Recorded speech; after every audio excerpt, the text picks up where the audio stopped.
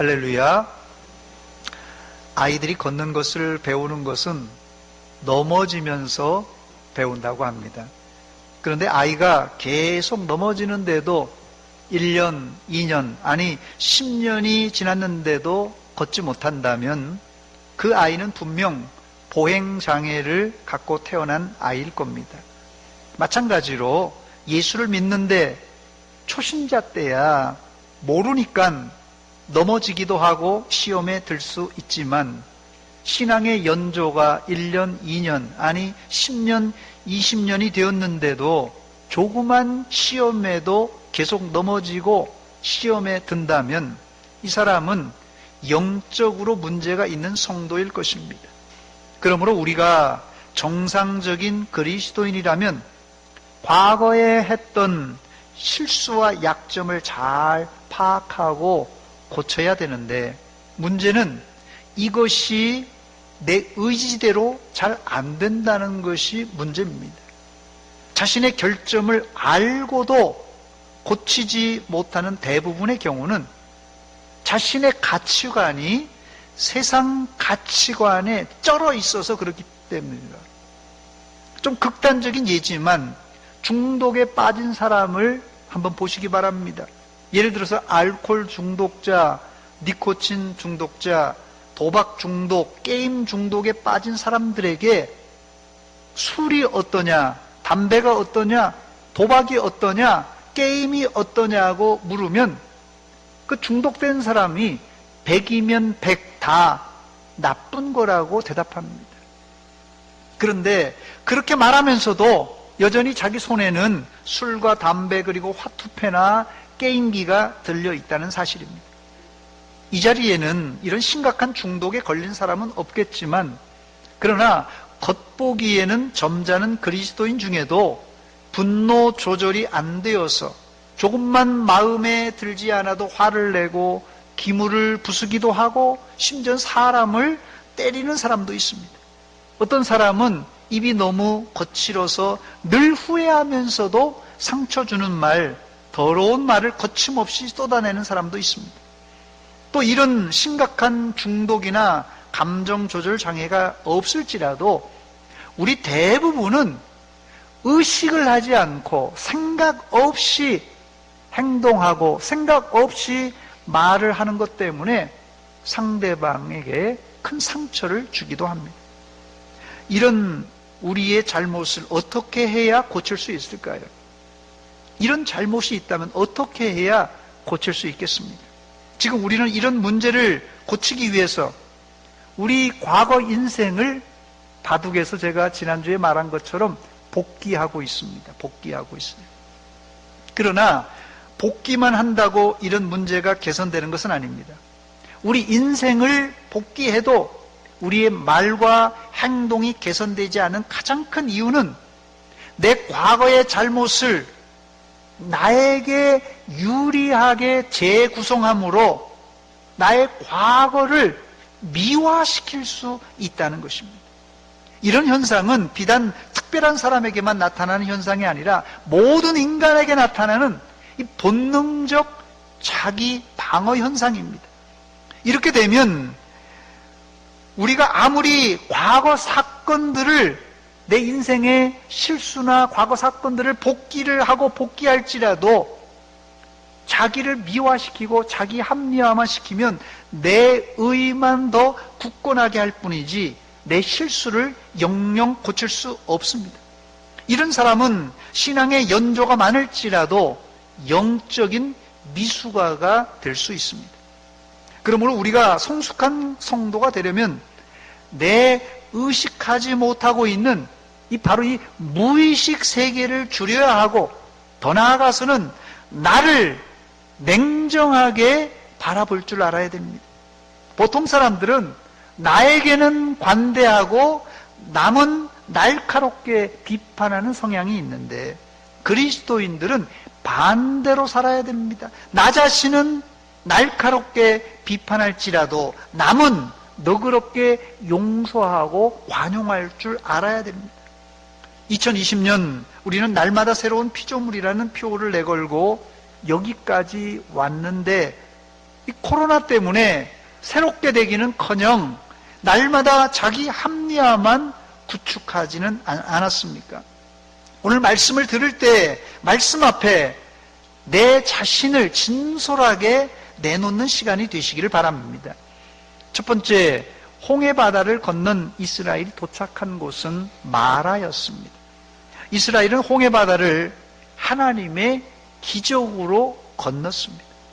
홍해를 건넌 이후 이스라엘 백성들은 피곤도 할 텐데 피곤을 잊고는 춤추며 소고치며 하나님을 찬양했습니다. 여러분 상상이 가십니까? 출렁거리던 바다가 쫙 갈라져서 마른 땅으로 건너고 또 뒤따라오던 이 애국 군대는 물이 다시 쫙 합쳐질 때 수장되는 광경을 보았다면 여러분 같으면 어떻게 행동했겠습니까? 우리나라 2002년 언제죠? 2002년 월드컵 때 외쳤던 대한민국, 박수가 안 나오네요. 대한민국 하면서 외쳤던 그 열광보다도 더 진했을 것입니다. 홍해가 갈라졌는데도 가만히 앉아만 있는 사람은 뭔가 문제가 있는 사람입니다. 이런 기적을 봤다면 길거리로 뛰쳐나와 밤새도록 소리를 지르며 하나님을 찬양해야 정상입니다. 홍해를 건넌 후에 모세의 누이 미리암은 그 당시 나이가 90세가 넘었을 것이라고 추측되는데 이 90세가 넘은 할머니가 소고를 잡고 앞장을 섰습니다. 그러자 이스라엘의 모든 여인들은 미리암을 따라 소고치며 춤추며 하나님을 찬양했습니다. 출애굽기 15장 20절 21절입니다. 아론의 누이 선지자 미리암이 손에 소고를 잡으매 모든 여인도 그를 따라 나오며 소고를 잡고 춤추니 미리암이 그들에게 화답하여 이르되 너희는 여호와를 찬송하라. 그는 높고 영화로우심이요 말과 그 탄자를 바다에 던지셨음이로다. 이렇게 찬양을 올려드렸습니다. 문제는 그 다음부터입니다.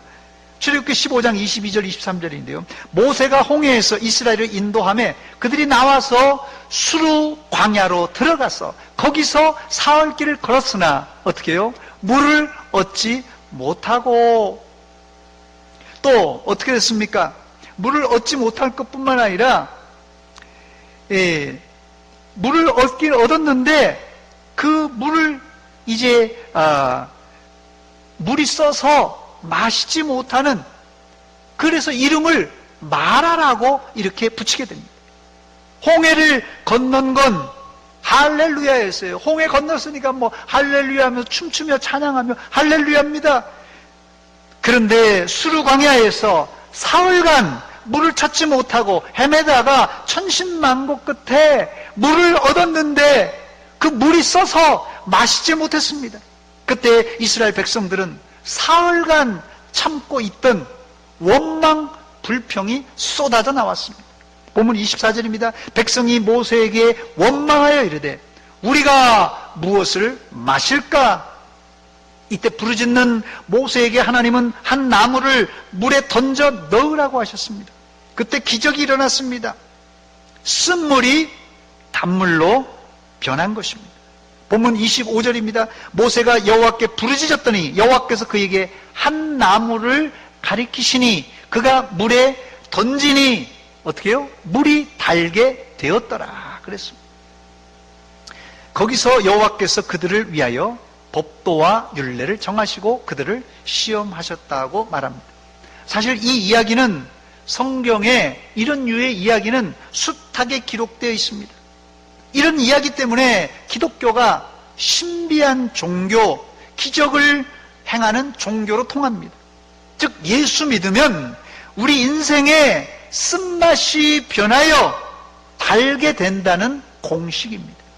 물론 이 공식을 제가 부정하는 것은 아닙니다. 하나님은 지금도 살아계셔서 우리 인생의 쓴물을 단물로 바꾸어 주시고 물이 변하여 포도주가 되게 하실 줄 믿습니다. 그러나 이 본문을 그런 식으로만 해석하면 우리 신앙에, 우리 인생에 복잡하고 다변화된 상황에서 미궁에 빠질 수도 있다는 사실입니다. 두 번째, 그렇다면 본문에서 하나님은 이 마라의 사건을 통하여 이스라엘 백성들에게 들려주시고 싶은 메시지가 무엇입니까? 성경을 우리가 소망하는 대로만 공식을 만들어버리면 마라와 같은 쓴 곳에서는 기도하기만 하면 언제든지 쓴 것이 단 것으로 변해야만 합니다. 물론 기도하면 우리의 쓰디쓴 인생이 달콤하게 변화되는 것이 사실입니다. 여러분들도 기도하시기 바랍니다. 기도할 때 여러분의 쓰디쓴 인생이 단맛 나는 인생으로 변화될 줄 믿습니다. 우리 청년들은 이 쓰디쓴 인생이라는 것을, 쓴맛을 조금 아는지 모르겠어요. 알고 있습니까? 예. 용감하게 안다고 대답했는데요. 아직 멀었습니다.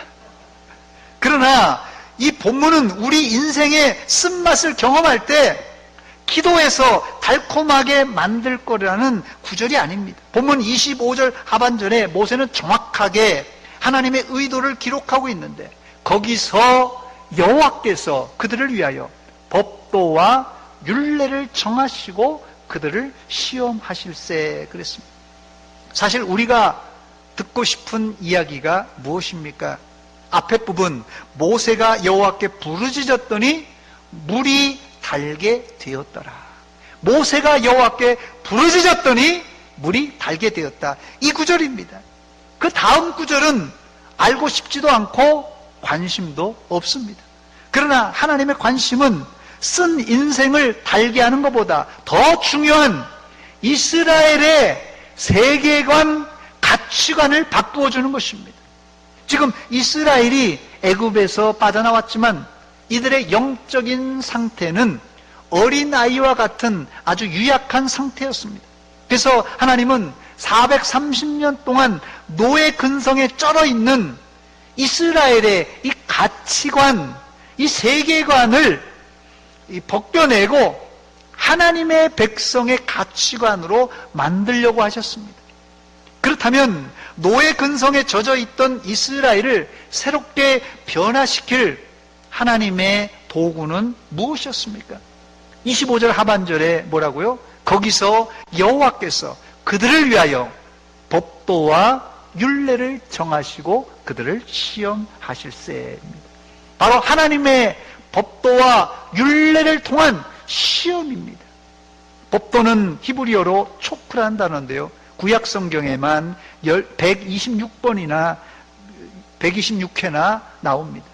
이 뜻은 정교하게 새겨 넣은 법이란 뜻입니다.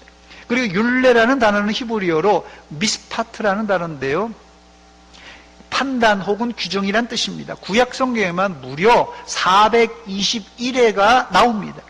이 법도와 율례를 모두 합치면 약 547회가 나오는 빈도수가 아주 높은 단어들입니다.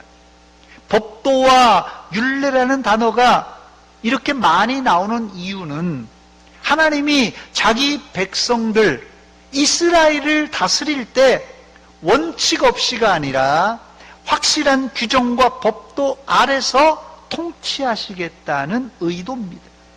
이런 법도와 율례에 관하여 이야기하면 아마 이 자리에 앉아 계신 분들, 특별히 여자분들은 아이 골치 아픈 이야기라고 귀를 닫아버리는 분들도 있을지 모르겠습니다.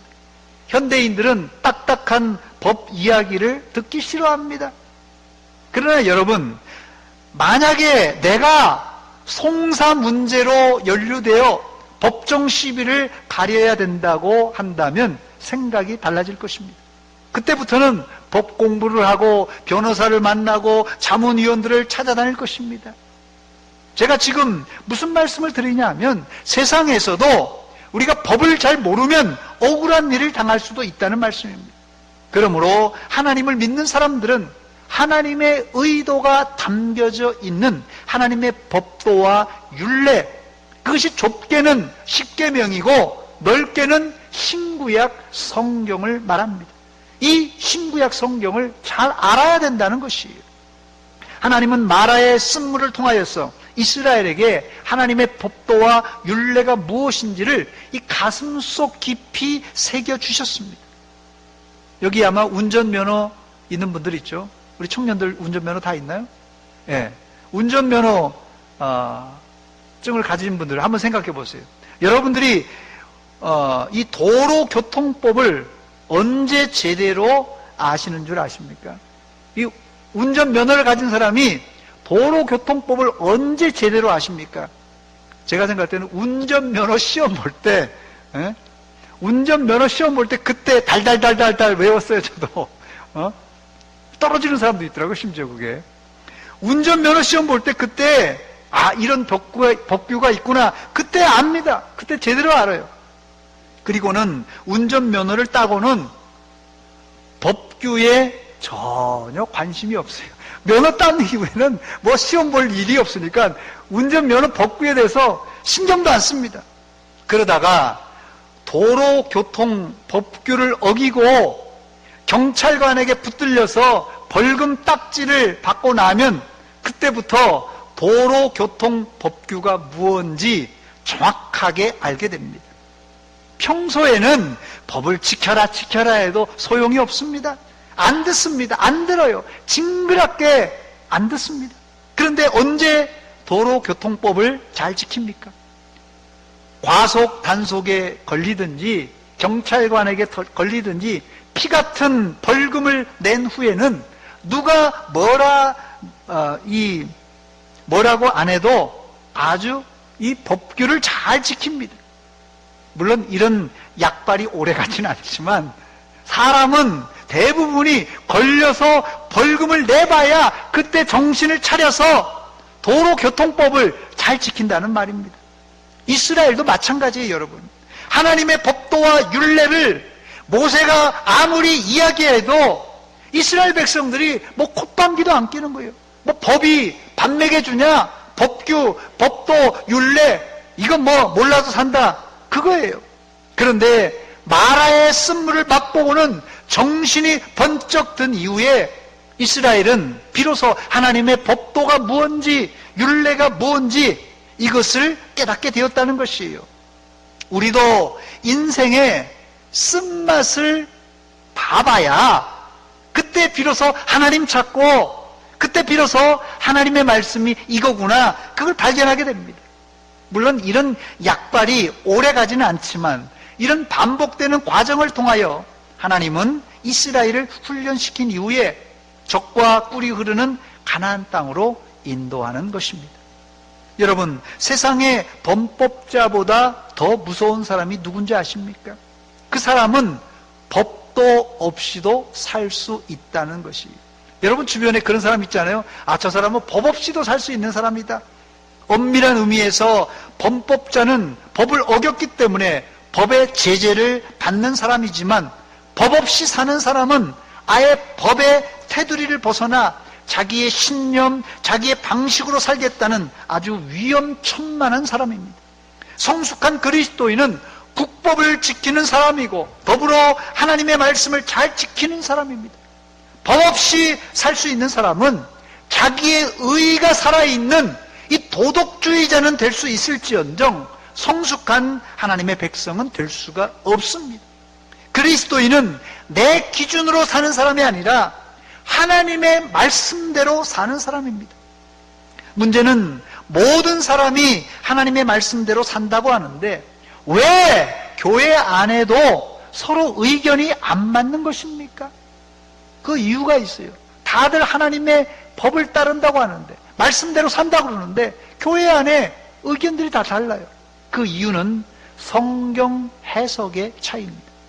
각자 자기 생각대로 성경을 해석하니까 하나님의 말씀이 귀에 걸면 귀걸이, 코에 걸면 코걸이가 된 것입니다. 이 시간 곰곰이 여러분의 과거, 이 마라의 쓴물을 만났을 때를 한번 생각해 보시기 바랍니다. 내가 왜 그때 마라의 쓴물에서 원망하고 불평하며 쓰러졌는가, 넘어졌는가? 그때 내가 왜 불평했는가? 여러 가지가 이유가 있겠지만 가장 중요한 것은 하나님의 기준에 따르지 않고 내 기준, 내 생각, 내 고집대로 하다가 쓴맛을 본 것입니다. 여러분 인생을 복기만 한다고 다 되는 것이 아닙니다. 과거 그 사건을 내가 지금 어떻게 해석하느냐가 중요합니다.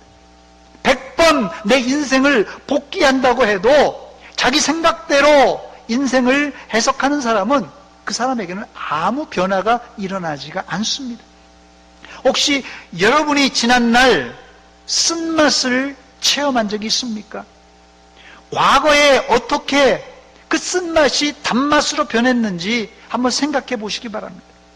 오늘 본문에서 모세는 부르짖어 기도했고 하나님의 지시에 따라 한 나무를 베어서 쓴 물에 던져 넣었습니다. 누가 봐도 쓴맛이 단맛으로 변할 것 같지 않은 치료법입니다. 그러나 기도하고 말씀에 순종했을 때 이 쓴물이 감쪽같이 단물로 변했습니다. 여러분 인생 가운데 이런 적이 있지 않습니까? 도저히 내 인생, 이 쓰디 쓴 인생, 이 쓴맛이 달아질 것 같지 않은 순간이 있잖아요. 그런데 그런 쓴맛, 진짜 오지게 쓴맛, 그때 하나님 앞에 기도하여 쓴맛이 단맛이 된 사건들이 있지 않습니까? 여러분들에게 이런 경험이 있다면 그런 사람들은 신앙이 꽤 좋은 사람이에요. 신앙 점수로 하자면 제가 평가하자면 한 80점을 달성한 사람입니다. 그러나 100점으로 가기 위해서는 한 가지 더 큰 산을 넘고 또 넘어야 됩니다.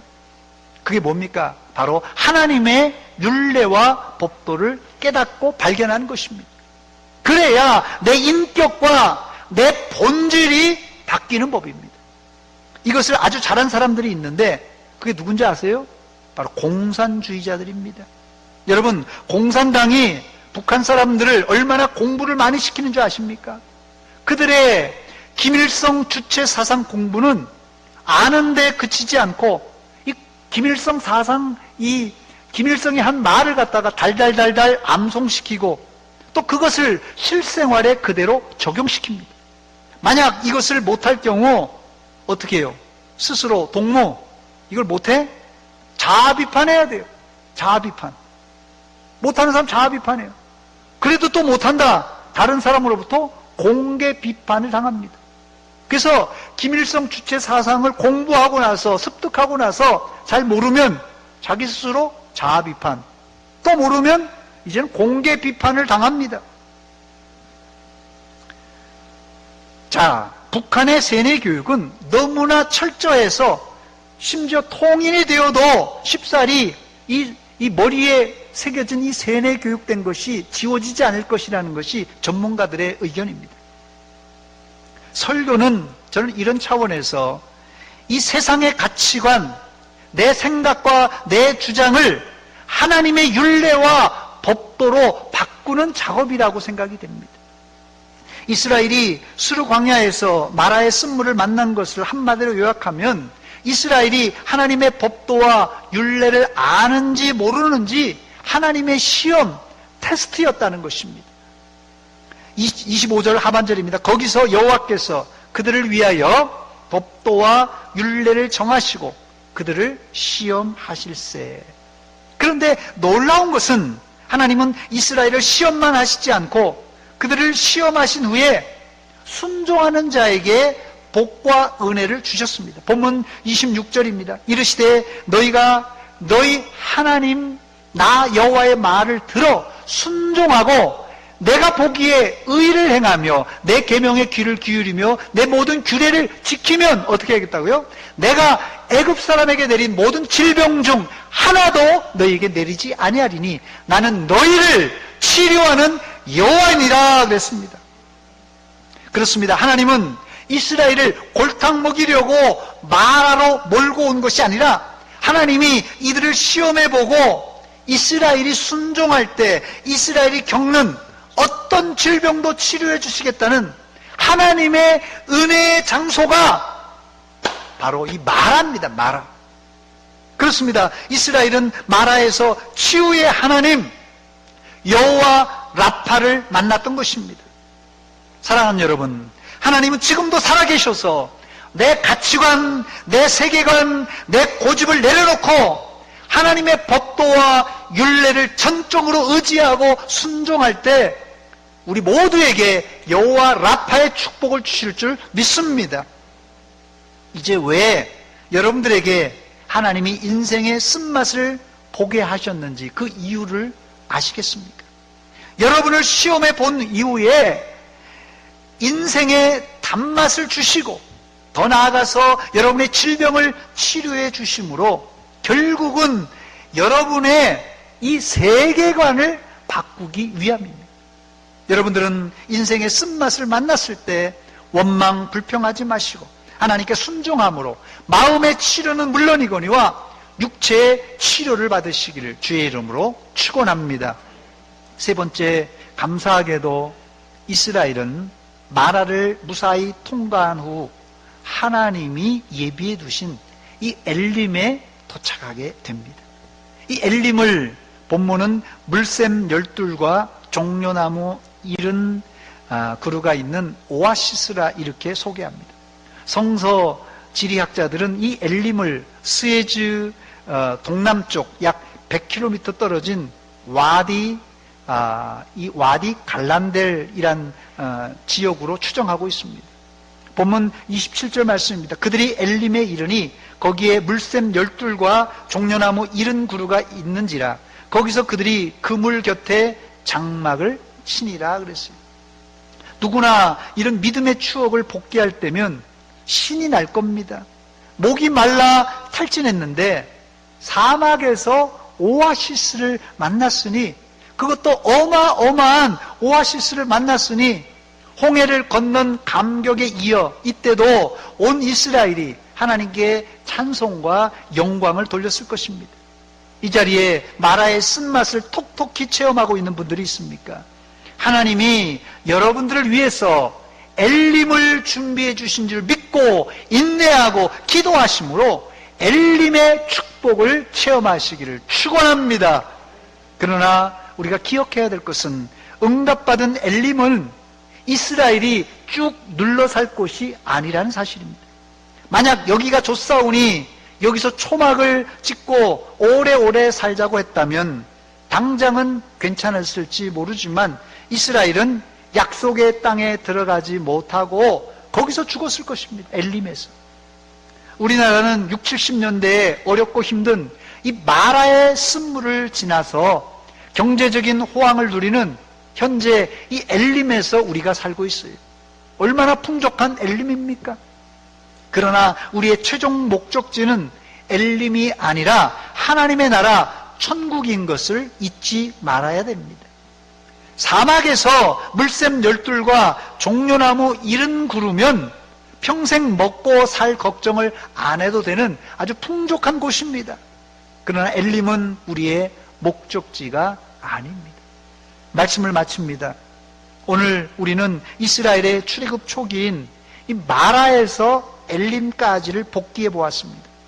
여기서도 이스라엘의 이 치부가 드러났는데 사흘간 수르광야에서 물이 없어 쩔쩔매다가 마라에 도착하여 물맛을 보았는데 너무 써서 마시지 못하자 이스라엘은 사흘간 참았던 이 원망 불평을 쏟아내고 말았습니다. 사실 광야에서 사흘 참는 것, 아이고 사흘밖에 못 참았나? 절대 그렇지 않습니다. 광야에서, 물 없는 광야에서, 뜨거운 광야에서 사흘 참은 거 잘 참은 것입니다. 여러분, 우리가 부흥회나 수련회 때 은혜를 받고 집에 돌아와서는 바로 그 당일날 은혜를 쏟아버리는 경우가 종종 있는데, 인간은 아무리 큰 기적과 은혜를 체험했을지라도 불시험이 오면, 아니 조그만 시험이 오더라도 사흘을 못 넘기는 법입니다. 그렇다면 이런 것을 우리가 어떻게 극복할 수 있을까요? 여러분이 마라의 쓴물을 만났을 경우 섣부르게 원망 불평하지 말고 담담하게 기도하시며 그 속에 감추어 있는 하나님의 뜻, 하나님의 의도를 읽으시기 바랍니다. 하나님은 우리가 지금 무엇이 필요한지 정확하게 알고 계십니다. 우리가 불안한 이유는 하나님이 내 사정을 모를까봐 걱정하는 것입니다. 그러나 하나님은 나보다 나를 더 잘 아시는 전능자이십니다. 그 하나님께 내 인생의 물이, 내가 지금 먹고 있는 물이 쓰다고 부르짖으시기 바랍니다. 하나님은 부르짖는 우리 바로 곁에 쓴 것을 단 것으로 만들 나무를 준비하고 기다리고 계십니다. 그 나무가 무엇입니까? 주경학자들은 이 나무를 구약에 보여주는 예수 그리스도의 십자가라고 해석합니다. 그렇습니다. 쓴맛 나는 내 인생을 달게 해줄 인생의 해답은 예수 그리스도의 십자가밖에 없습니다, 여러분. 이 십자가를 여러분의 고통의 현장, 질병의 현장에 집어 던져 넣으시기 바랍니다. 여러분의 쓴맛 인생이 단맛으로 바뀌며 더 나아가서는 여러분 안에 하나님의 법도와 율례가 가슴 깊이 새겨질 것입니다. 오늘 우리는 이스라엘의 마라의 쓴물을 복귀하며 우리의 쓰디쓴 인생을 복귀해 보았습니다. 실수를 통하여 배운다는 말처럼 여러분의 인생의 쓴맛을 복귀하며 바로 거기서 역사하셨던 예수 그리스도의 십자가의 능력을 체험하시고 동시에 여호와 라파, 질병을 치료하시는 그 여호와 라파를 체험하시기를 주의 이름으로 축원합니다. 같이 기도하겠습니다.